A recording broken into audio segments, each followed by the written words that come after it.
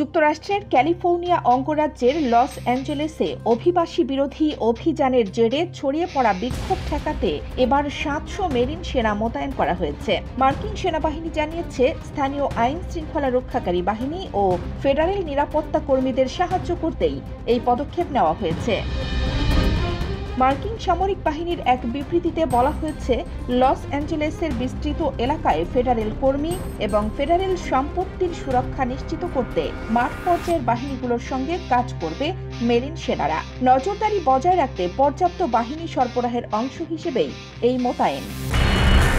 সেনাবাহিনী আরও জানায়, টাস্ক ফোর্স 51 এর আওতায় এই বাহিনী মোতায়েন করা হয়েছে, যার মধ্যে রয়েছে 2100 ন্যাশনাল গার্ড সদস্য ও 700 মেরিন সেনা। এদের সবাই উত্তেজনা প্রশমন, জনসমাগম নিয়ন্ত্রণ এবং বল প্রয়োগের নিয়ম সংক্রান্ত প্রশিক্ষণপ্রাপ্ত।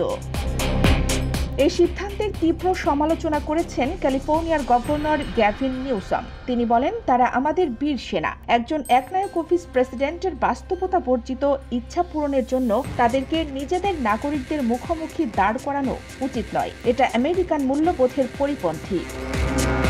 অন্যদিকে সান ফ্রান্সিসকো পুলিশ সোমবারের বিক্ষোভ সম্পর্কিত হালনাগাদ তথ্য দিয়েছে। পুলিশ বিভাগের ভারপ্রাপ্ত প্রধান পল ইয়েব জানান, শুরুতে শান্তিপূর্ণভাবে শুরু হলেও শেষ পর্যন্ত বিক্ষোভ সহিংসতা এবং সম্পত্তি ধ্বংসের রূপ নেয়।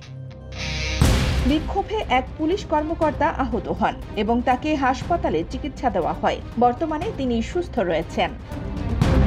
বিক্ষোভ ছেড়ে যেতে অস্বীকৃতি জানানোয় 60 জনকে গ্রেপ্তার করা হয়েছে।